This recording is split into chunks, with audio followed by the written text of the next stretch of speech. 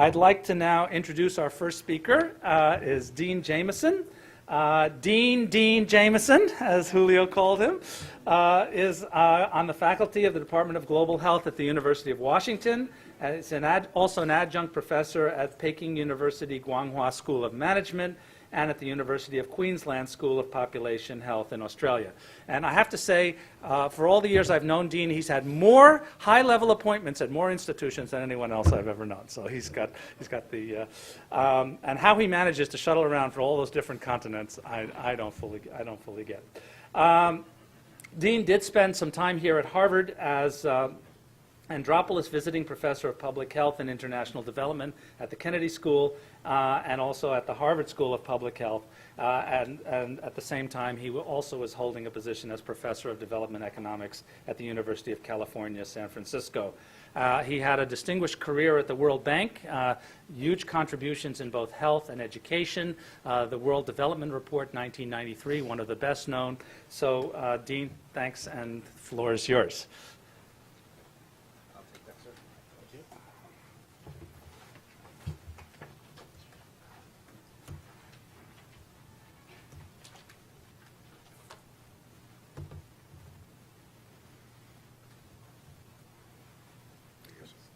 Thank you, Peter. So that was a perfect introduction, not to me, but to what I'm going to try to cover in the next few minutes on both financial burden and financial protection and how we might think about those basically in the context of thinking about the content of essential packages of care. My thinking on this goes back to about 12 or 14 years ago, and I was preparing the chapter on cost effectiveness analysis for the Oxford textbook of public health. So I was reading a lot of stuff, a lot of empirical literature on cost effectiveness studies, some of the theory, some of the work on financial protection, and I noticed what as you notice gaps, so it's hard to notice gaps, but I noticed two things after a while that I ended up paying a lot of attention to, but not really being able to say much about because there wasn't much in the literature. One of those was that most of the work on intervention cost effectiveness was exactly that. It was about the cost and effectiveness of specific technical interventions. So the example I'll be using in part of my talk will be on short course chemotherapy for tuberculosis as a technical intervention, and that has costs that differ in different environments. It has effectiveness in terms of lives saved that, again, differs in different environments, but it's cost and lives, deaths averted. And there was very little in the literature about what I called in that article the instruments of policy.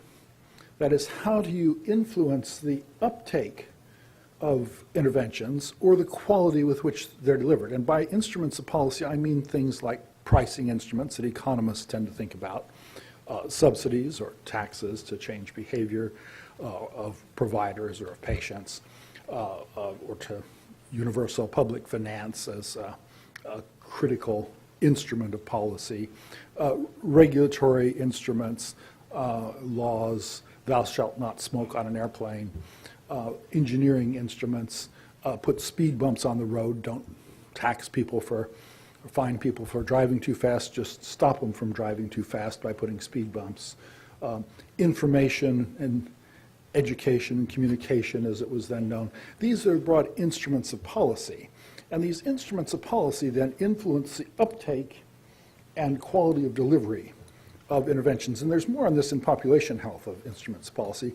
And I found some interesting studies, actually, around psychiatry conducted at Rand and UCLA about uptake of specific psychiatric drugs that were very much instruments of policy, cost-effectiveness studies. But most of the literature, I think it's fair to say, was about the cost effectiveness of specific technical interventions, and that was certainly the area which I personally had been working.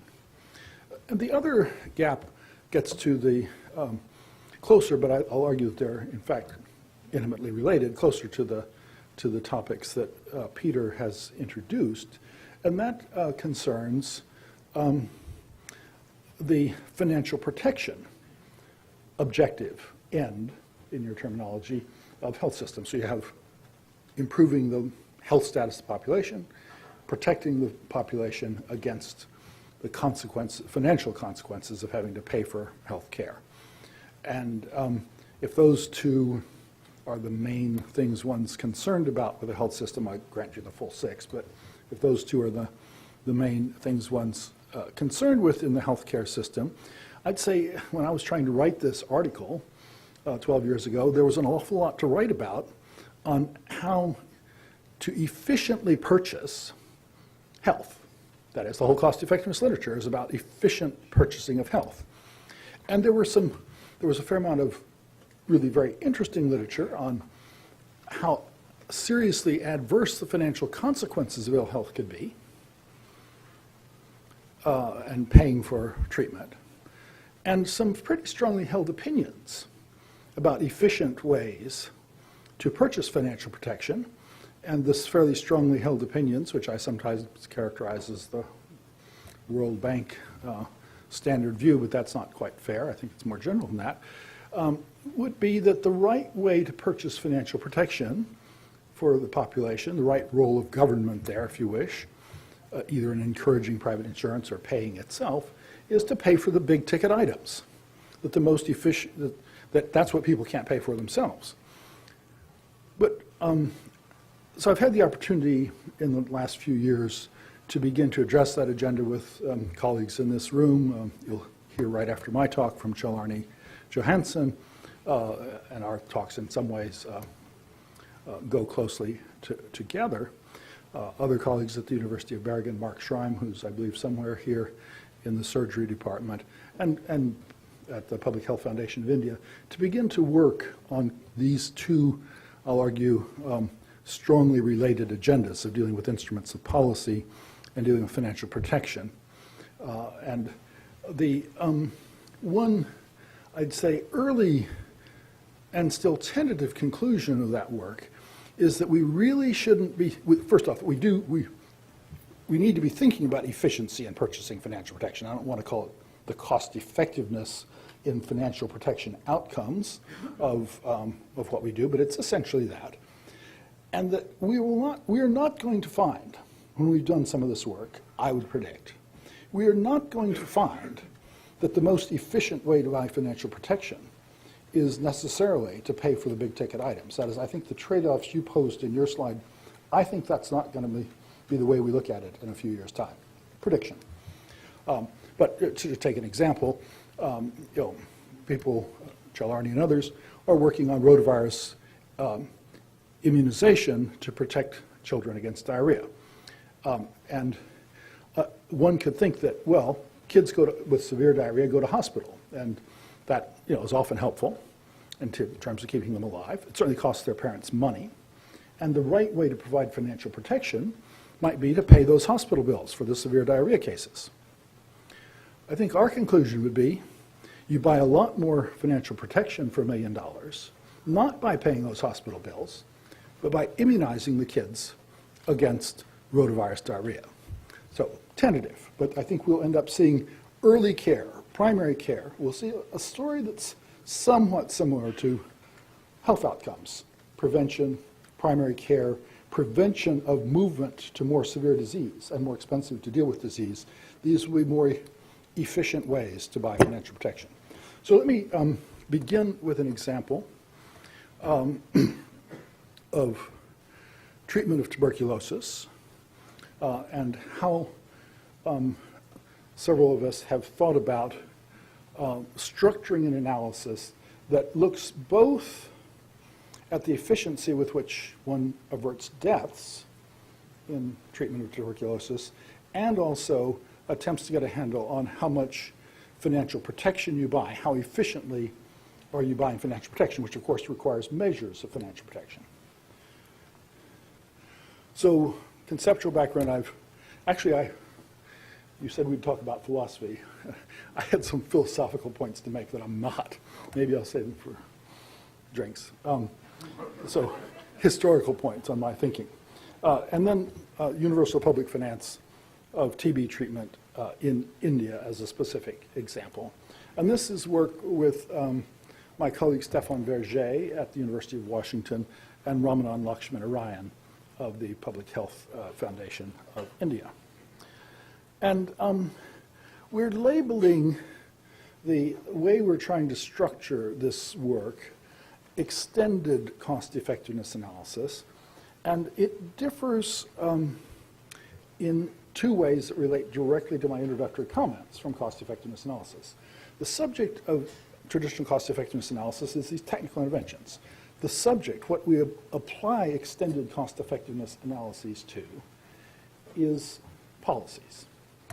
And policies have consequences in financial domains, financial protection domains, and in domains of transferring burden of cost from one place to another. So in terms of what this session is about, financial burden and financial risk protection are both affected by particularly financial instruments policy, and I'll be talking only in the TB case about a specific instrument of universal public finance. By universal, I mean something like 80%, and I would note that by public finance here, in terms of the cube that we've been talking about in the course of the day, I'm using the word public finance to mean essentially free at the point of service, so that it, in Bill Shao's figure, version of the figure, with high co-payments,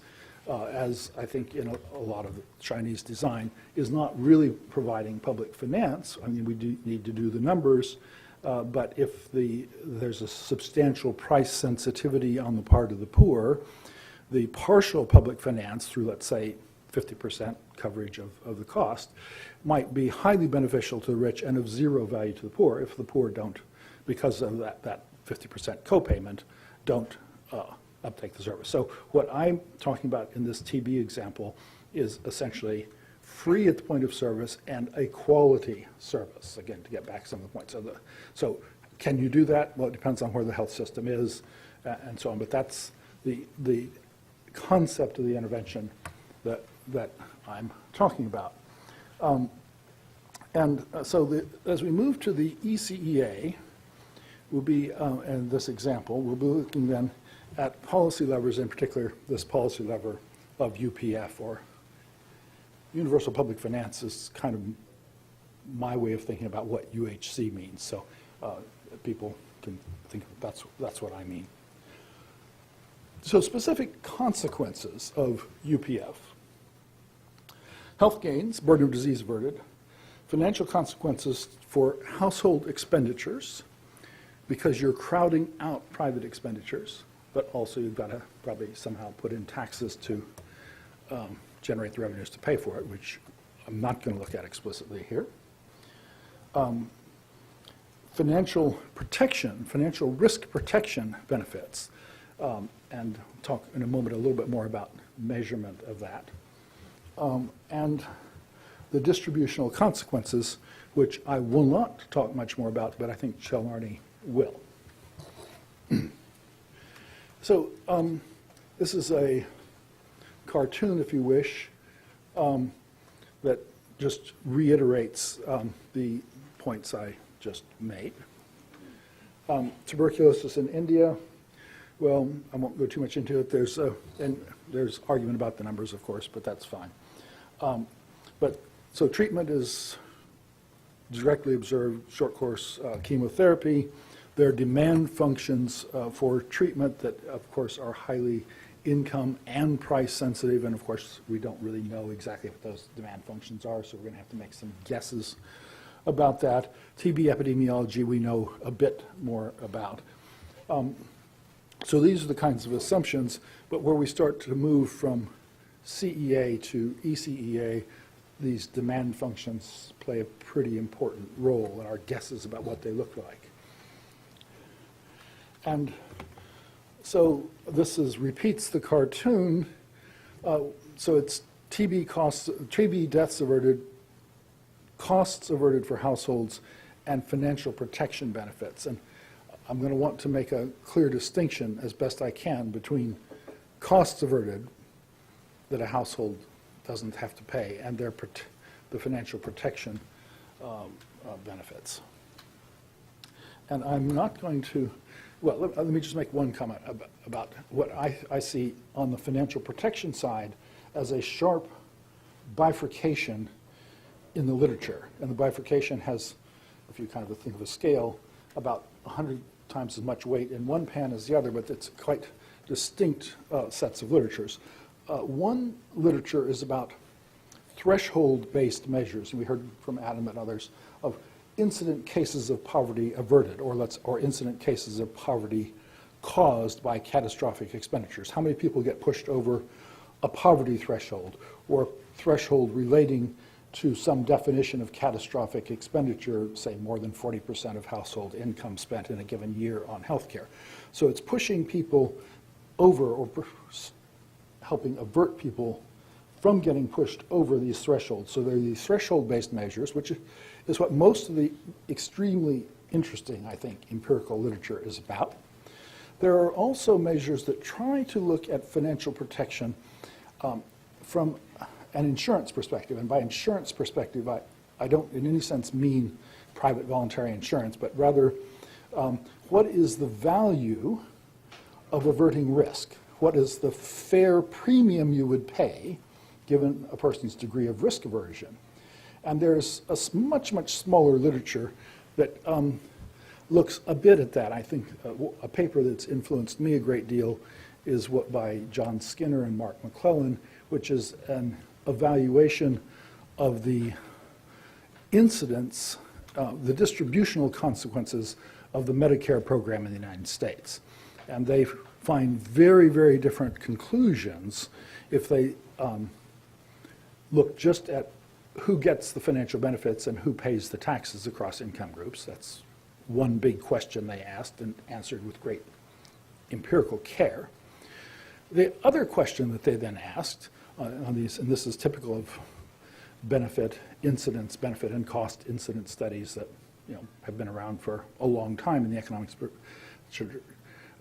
but most of those studies, this is quite exceptional among those studies, they looked at the welfare value in terms of financial protection provided and how that was distributed as a second question. And the answer to that question was that poor people benefited a lot more because there were other mechanisms, private voluntary insurance in particular, but also capacity to borrow and just plain high income that made the financial protection benefits of Medicare much smaller for higher income people than for lower income people. And so when they took this more comprehensive view, this welfare-based view, I would characterize it, of the consequences of Medicare, the distributional consequences appeared much more favorable. And the distributional side of the analysis becomes much more central. But it points to me that the benefit and cost incidence studies that we do in development economics often have a very severe shortcoming of failing to take into account some of these welfare interpretations as opposed to strictly financial interpretations of what's going on. And so what one has then in terms of measuring financial protection are measures that would look like how many incident cases of poverty do you avert by spending $1 million on rotavirus immunization versus paying through the public purse for diarrhea treatment at the hospital level. So you're averting some cases of poverty there.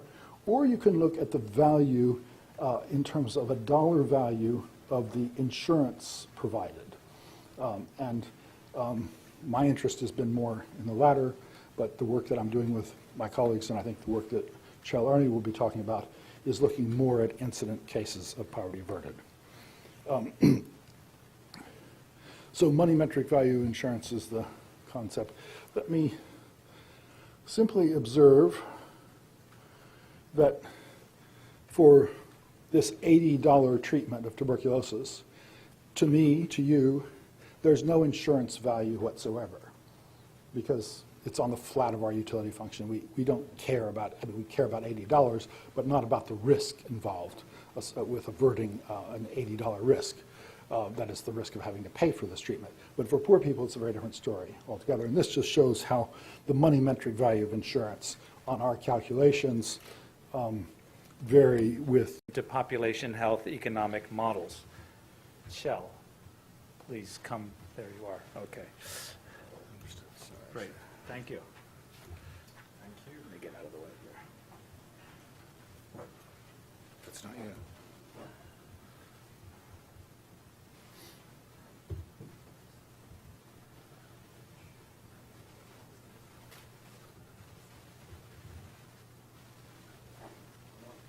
Sure. No? No, that's not the Sorry. one. You had it before. Okay. That's the one. Yeah, there we go. Well, I'm flexible, but I'm not that flexible. Thank you for inviting me here. I feel honored. And I will now talk about my favorite topic, how to measure equity.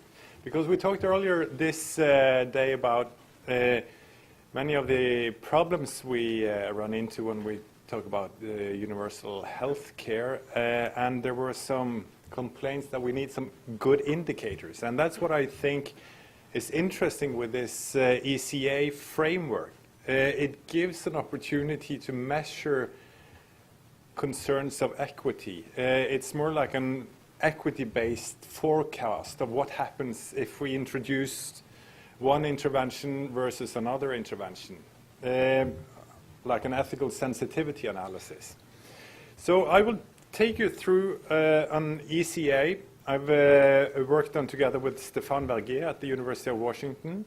And I will repeat much of the same things that Dean talked about. And I will, as he said, I will talk also a little bit about the distribution of both health outcomes and financial protection. So I will talk about the introduction of pneumococcal vaccines versus introducing public finance of existing treatment of pneumonia for children under 5, and also increasing the coverage with 10%. So the plan is, I will give you first an introduction about the burden of these conditions in Ethiopia, and I will then talk about the health benefits and how it's expected to be distributed across income groups. And then I will talk about the costs of these two interventions, and then I will take a little sidestep from the standard ECA framework, and I couldn't resist it, because we have so good measures of the expected distribution across income groups. So I wanted to look at how to handle these trade-offs that we are able to identify. And then I will, in the end, focus on the magnitude of private expenditures averted and the financial protection of these interventions. So it's more or less the same structure as Dean had. The objective, I've already mentioned it. So the disease burden and demand in Ethiopia. This is a map from IHME.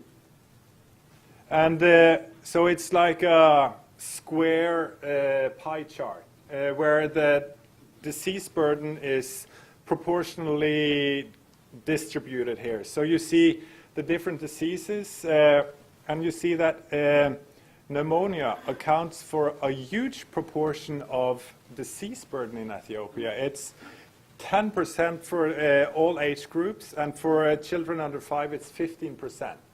And for me as a physician, it's quite surprising, because it's so easy to treat pneumonia. It's just 7-day treatment with amoxicillin, and the baby is cured. But still, the disease burden is really high. So that's one of the reasons why we chose to look at pneumococcal vaccines and pneumonia treatment in Ethiopia.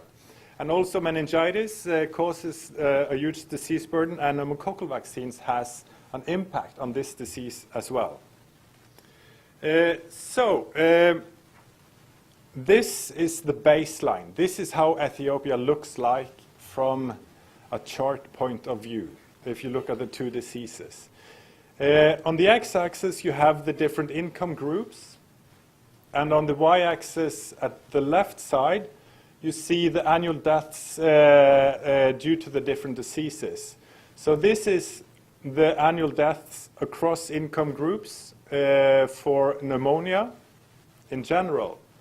And the problem when you want to compare these two diseases, because now we're getting into we're trying to make ethics applied into concrete problems, is that a third out of all these deaths are due to pneumococcal bacteria. So,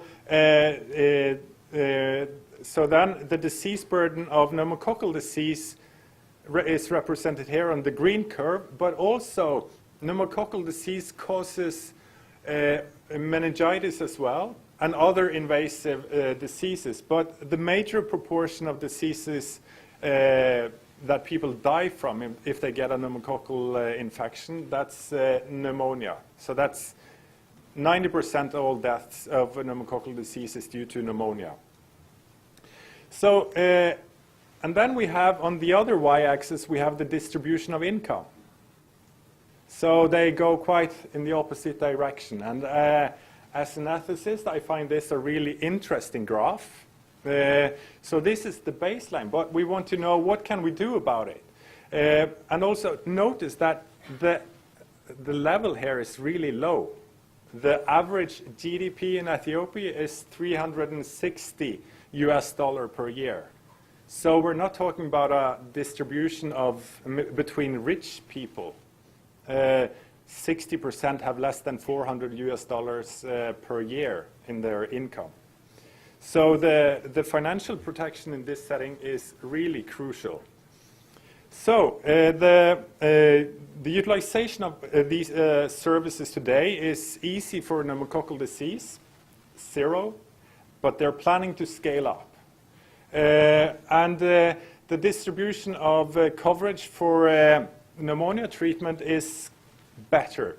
It's in average 27% out of all children under 5 have access to health care. But still, it's really low, but it's 27%. So that's the baseline. And in the model, we then apply a 10% increase in pneumonia treatment for across all income groups. So then we just raise the blue line and do nothing about the equivalent. And for pneumococcal disease, which I said was down to 0 today, we wanted to have a more or less realistic estimate about what coverage we could expect. So then we just took the current coverage of the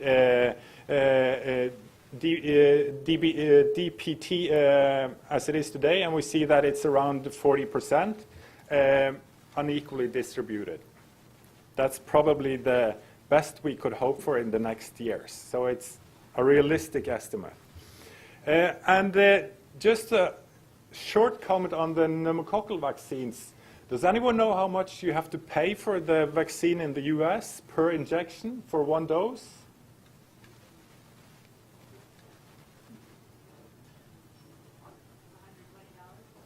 Yeah, I've heard 70. I don't know. I don't know the prices in US, but well, 70, 120 US dollars. So it's a really expensive drug we're talking about.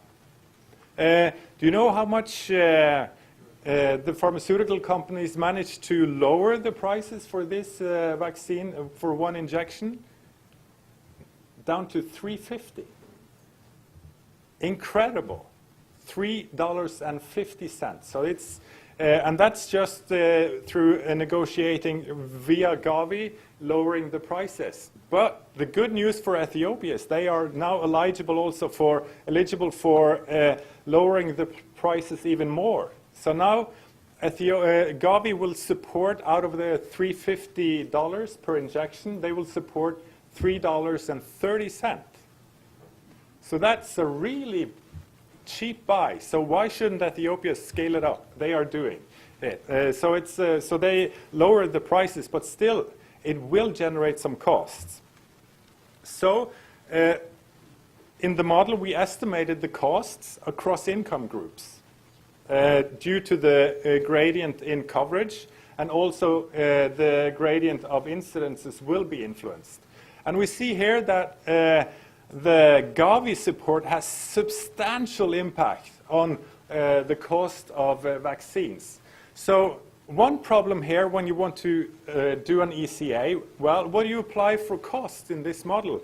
From an Ethiopian perspective, it makes sense. Well, it's 0.2 per dose, but still someone are paying the 330, and even it's probably higher. But if you had 350 per injection, then you see the cost for the whole program will increase, but it will increase more among the rich, because the coverage will most likely, when you introduce it in Ethiopia, be higher among the wealthy people.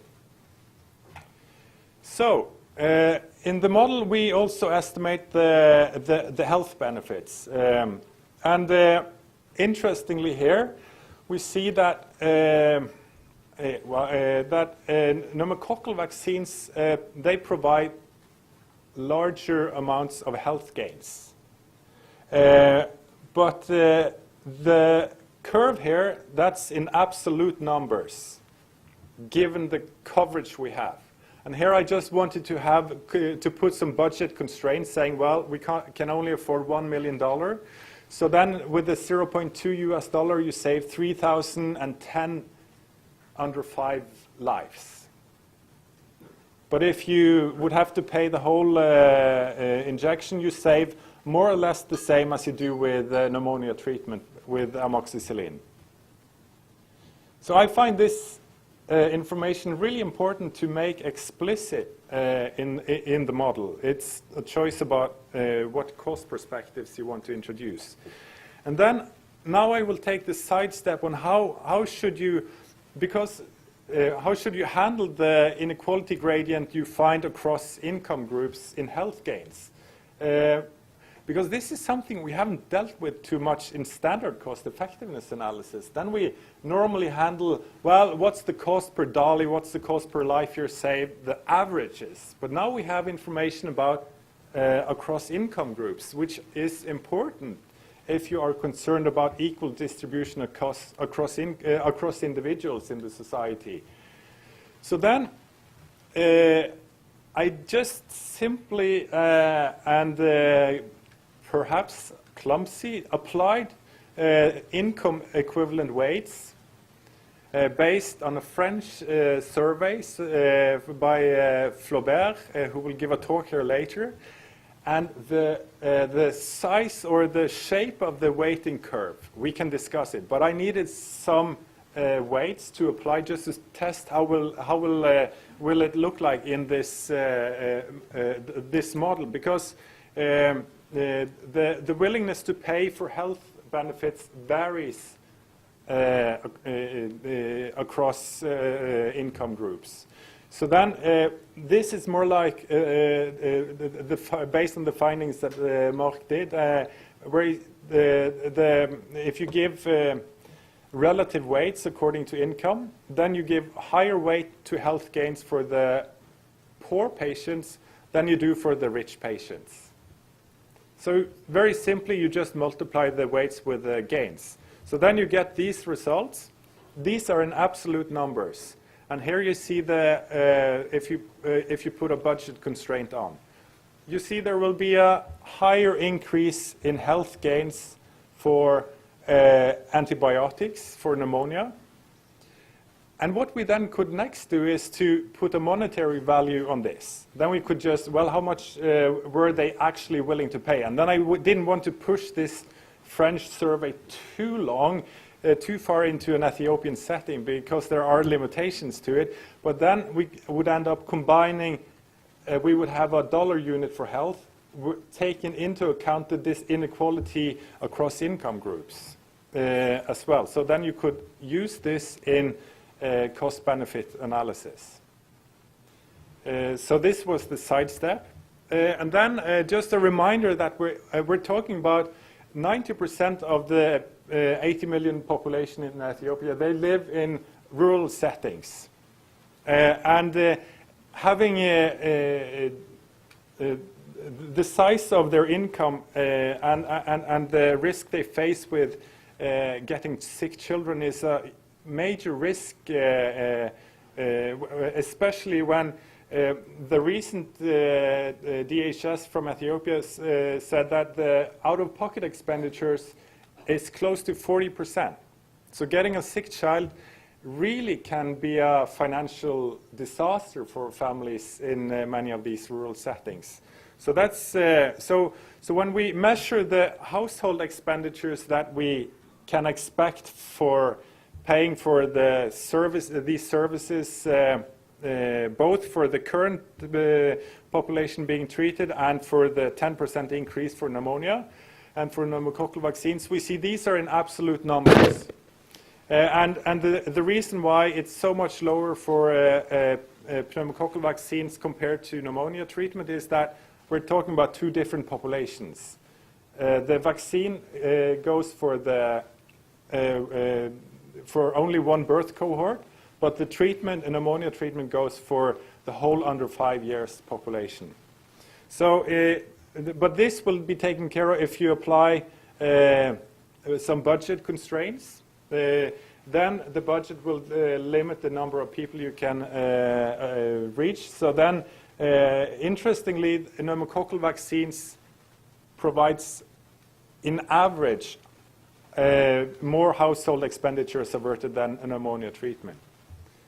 So then we applied to measure the financial protection based on the findings on household expenditures averted. We applied this utility curve that Dean talked about earlier, where you sort of assume that this is based on the Arrow-Pratt relative risk aversion coefficient, where you, a drop in income provides a much larger loss in utilities if you're poor than if you're rich. And what actually influences the shape of this utility curve is the choice of R. So if you choose a high R coefficient, then you move the curve to the left, and then you move it to the right if you lower it. This is applied into this, these equations where we measure the expected value of income given the catastrophic health expenditures they face. And then we apply the utility curve and measure the expected value of utility. And then in the end, we measure the insurance value. And here, this is the certainty equivalent, the income level that you are willing to have to make the income certain. So that's sort of the financial protection measure we get. And these are absolute numbers, and then we see the financial protection of pneumonia treatment is substantial compared to pneumococcal vaccines.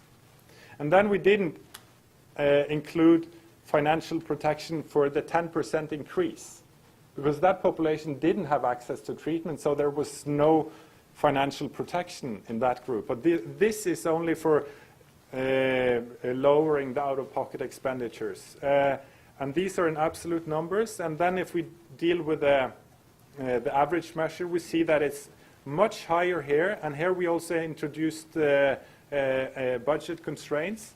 The financial protection is much higher for pneumonia treatment than it is for pneumococcal vaccines. But the hard thing is the health gain is also much higher for pneumococcal vaccines. It's much better medical care. So then we are dealing with a really hard trade-off here. Do you want to improve financial protection, or do you want to save more babies? That's what you're facing. And that's what I find really interesting with this framework. You can make these choices, opportunity choices, explicit, as you do here. And to complicate it even more, you can spread it out. And then I don't know if the box we talked about earlier will capture when you spread out these distribution. But we see that, well, the question is really about, do you want to improve financial protection for the poor, or do you want to save more lives for everyone? And this will, and you see, and we saw that it will provide more health benefits for the rich than for the poor. Yeah, I think, yeah, well, I'm more or less finished now. Yeah. Thanks, Kjell. More food for thought there. I think very interesting examples of the kinds of trade-offs we've been talking about. Our third speaker is Till Bärnighausen. There he is. Till is a physician and economist. He's Associate Professor of Global Health in the Department of Global Health and Population here at Harvard School of Public Health. He has been spending a sizable amount of time every year working in South Africa and in Tanzania, in Southern Africa, on HIV/AIDS epidemiology and health systems research, various aspects of the HIV/AIDS epidemic, and the economics of treatment, prevention, and various other things. And I won't bother to read all the rest of what's here. So, Till, please. Yeah, thank you, Peter. Thank you, Dan and Nia, for inviting me to participate in this conference. I will talk about the financial burdens, thank you, and potential financial risk protection from one particular perspective, that of this large antiretroviral treatment rollout that the world has seen in the past years, where we now have on treatment maybe 8 million people worldwide, in sub-Saharan Africa, maybe 6 million people. In South Africa, the country I will focus on, the claim is that now actively on ART we have 1.6 million people. And of course, in this situation, we worry, since this is an intervention where WHO, UN, the South African government are deeply committed to universality in reports, in expressions of political commitment. We worry what this means for other population, for financial burdens because of out-of-pocket expenditures, of maintaining a person in a household, in a community on ART. And it is good to see evidence regarding these burdens and compensating effects potentially in terms of improved economic conditions in households. The setting that I will present evidence from is located in one of the areas where the epidemic, the HIV epidemic, is at its severest, with now an HIV prevalence of almost 30%. This is an area in rural KwaZulu-Natal, South Africa. That's not an area where, that's not the wealthy South Africa of Cape Town or Durban or Johannesburg. This is South Africa that looks very much like Swaziland. It has a human development index in this district lower than the neighboring Swaziland, and most people are unemployed, live on government grants, and generally deprivation scores and levels are extremely high in this community. So we worry particularly in this community about the out-of-pocket expenditures and financial burdens of accessing a life-saving treatment over a lifetime. And the worry is also strengthened by the fact that very, very large proportions of people have initiated ART and are on ART. This is the proportion of everybody in the adult population receiving ART at a point in time. So in 2011, 7% of the entire adult population were receiving ART, and 12.6% were actively enrolled in an HIV treatment and care program. And looking at the spread and rollout of this intervention, we see that we have almost achieved universality by the current definition of need in South Africa, which is initiating everybody who has reached advanced disease stages, CD4 count under 350, or clinical disease stage 4. The 40% that are covered here in the last graph, where we see sort of deep orange crowding out the green indicating very low coverage levels, the 40% constitutes near universality regarding coverage of all those in need. It's 40% of all positives, what we show here. But regarding the definition of need, which is of course critical, we are reaching here universality in the ART response.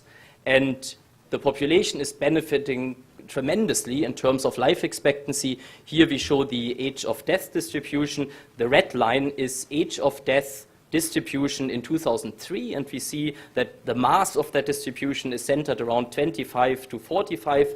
The blue line, the dotted blue line, is what we're seeing now after 8 years of scale-up of ART, and we see this spreading out of the age of death distribution evenly between 25 and 75. The thin green line is what potentially could be achieved in the future if other disease stages are brought onto ART and will benefit from this ART rollout. This is the age of death distribution in people dying of HIV unrelated causes. So a potential measure for the age of death distribution in the absence of an HIV epidemic, or with HIV epidemic and a very high coverage, near complete universal coverage of ART. But we do worry about the financial burdens in this very poor population. And here's evidence from a survey where we interviewed on randomly selected clinic days patients exiting pre-ART care, exiting ART and TB care, and we asked them about their financial burdens for health care, for ART-specific care, for transport, nutrition, food, telephone costs, communication costs, and we see that these are extremely high expenditures that patients are facing, 160, 180 rand, in a population where average family income is 800 rand. So this, by all definitions, meets the criterion for catastrophic care. These are average spendings for accessing ART and healthcare in ART and pre-ART patients. What is interesting here is that these expenditures accrue even before people are initiated on ART. We see very plausibly that other healthcare services are crowded out here, going from pre-ART to ART, because ART is effective, of course, in preventing other diseases. But the transport costs compensate almost completely for this reduction in healthcare spending for other healthcare, because the ART patient needs to come to the clinic 6 times per half a year. The pre-ART patient only needs to go once per half a year. So the transport costs, of course, go up on average. And of course, the financial burdens are only one side of the worry. The time costs, the indirect costs of accessing healthcare worry us as well, and we see the burden is here very high as well. Average time spent accessing pre-ART is 3.5 hours, and almost 3 hours for people receiving ART. But if we stopped here, we would have had a very impartial view on the net effects regarding the economy, regarding financial burdens of ART, because of course there are potentially compensating effects due to the fact that people are healthier, and health might improve employability, might improve household wealth, might change behavior such as saving and human capital investment. So I think it is important to look at the wider and more correct perspective, incorporating benefits, potential benefits of ART. We see here in amongst ART patients, there's a clear benefit regarding employment. ART patients here at time 0 are gaining employment relatively slowly. This is in years. And before they go onto ARV, which is one of the advantages of a population perspective, we see patients long before they ever appear in a facility and ask for health care and access to health care. So we see them 5-8 years before they start utilizing ART, and we see here that going towards ART employment declines predictably because health status declines, but this gain here constitutes not only a gain, it constitutes almost complete recovery of long pre-ART need employment potential, if you will. And that is good news, but of course it's only good news for the patient. So it doesn't give us a picture on the family or the community.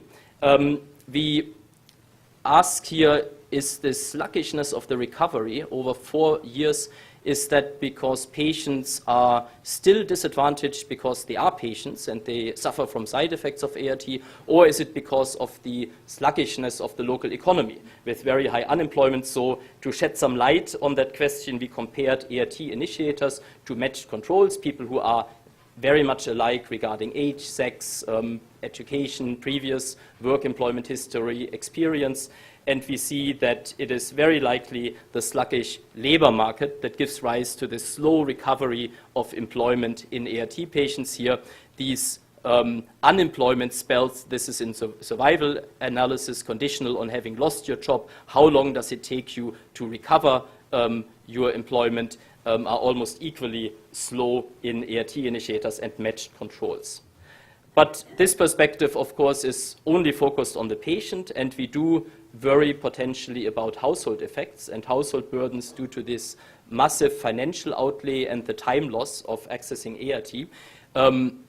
And household exposure via the social construct of identifying relatedness to someone or the geographic construct of living in the same homestead magnifies, in a sense, the ART effect potentially. 25% of everybody in this community lives with someone in 2010 who is actively on ART, and almost 40% live or belong to a family where one person is enrolled in the HIV treatment and care program. So there is the potential for a very large economic spillover. And to shed some light on the question how household welfare relates to gaining someone on ART, we look here in a household fixed effects study on at household assets as a measure of wealth of a household. And we see in this blue line that it hardly changes when at point 0, that's the red line here, the household gains someone on ART who needs ART, obviously. So there's no change in household economic welfare as captured by this measure of household assets. And of course, there are two explanations. One is households do not suffer a detriment due to HIV when someone needs ART, and there's no effect of HIV on a household welfare, on household economic welfare, or ART perfectly compensates for those potential losses. So as a comparison, we look at households where a household member is not lucky and needs ART but does not gain ART and dies at point 0 here of an HIV-related cause. And we see that in those households, household wealth declines going towards death, continues to decline after the HIV-related death, and then stabilizes until 2 to 6 years after the HIV death at a significantly lower level, almost 10% lower household wealth, which is very significant in this poor community.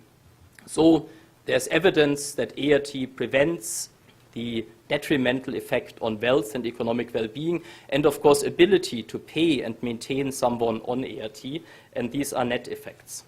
But, and Emanuela had talked about this in the beginning, since the ART rollout started, people have been worried about spillover effects, both from the side of the health system, that a massive ART rollout would crowd out other healthcare delivery by drawing in human resources, facilities would be occupied by ART patients and no longer be available for maternal care, for other life-saving care. So there's always been the worry about health spillover effects, but also of financial spillover effects. And when we look if there's any reason for that worry in the following way, we find little evidence. The red line here is life expectancy in the entire community, and it increases here with the ART rollout in 2004, very rapidly from below 50 to close to 60, and it actually goes on here. This line continues. When we again look at the HIV cause unrelated life expectancy, the life expectancy of people dying of causes not related to HIV, we see this almost perfect constancy of life expectancy, which indicates there are no detrimental spillover effects from delivering ART on those populations who can potentially not benefit from ART. So there's little evidence here of a health spillover effect. And there's a very strong evidence, I think, that there may be some economic spillover effect that is positive, in order to shed some light on the question, how does the community do when an ART program enters it, which of course comes with massive investments. PEPFAR, Department of Health, are paying for trucks, paying for nurses, when we use here as a measure of exposure to an ART program the distance to the ART program, and in a difference in difference analysis look at employment relative to that measure, how close is your household to the nearest ART clinic amongst everybody in the community, HIV positive, on treatment, not on treatment, HIV negative. We see that everybody benefits. Closeness to an ART clinic relative to the baseline here in 2003 and 4 in the group of households that live farthest from the nearest ART clinic. No one lives further than 15 kilometers from the nearest clinic in this community. So relative to this baseline group, for instance, someone in 2010 living 0 to 2 kilometers from the next ART clinic has a 9% higher employment rate than someone living much further away. So there is strong causal evidence, I think, here in individual factor analysis that ART programs can function as an economic stimulus program. Of course, this doesn't answer the question if another stimulus program would not have had even better effects, right? That we cannot answer with this analysis, but there is very little evidence that there is a negative effect of rolling out such a tremendous program in positives, but also in the negative population. So as an afterthought, when I discussed with Dan the increasing willingness of policymakers worldwide to consider treatment as prevention, treatment irrespective of disease stage and irrespective of need for ART as defined by advancement of HIV disease, we wondered about the following question, and I think that is also important and related to these financial burdens and hurdles to access. When we are in a world where we do not have a budget that allows for everybody to be treated, but we are lifting the eligibility criteria, we are making ART available for everybody, it is very plausible that the wealthier, because they're not yet suffering the economic detrimental effects of HIV-related disease, and the healthier are crowding out the less wealthy and less healthy, and we would then have a program that is less cost-effective, but of course we would even more be extremely worried about the ethical implications of giving treatment to someone who is not yet suffering substantially from HIV disease instead of someone who is already in advanced stages of the disease. So South Africa, the United Nations, WHO remain committed to achieving universal coverage of ART. But of course, the definition of universality is a big question. We need to define need. The financial and time costs of ART are very high, but this worry about these burdens, financial burdens, is somewhat reduced when we look at the economic benefits to the individual and especially to the net welfare benefits of HIV treatment on households.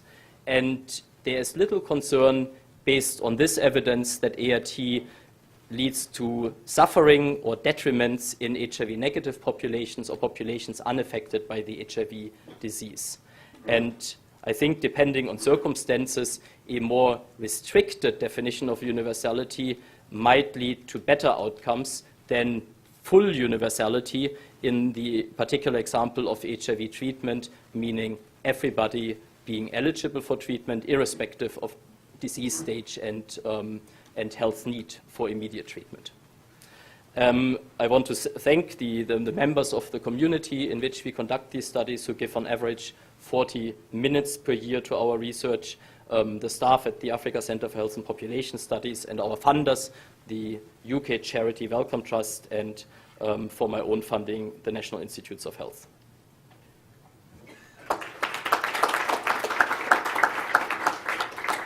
Thank you.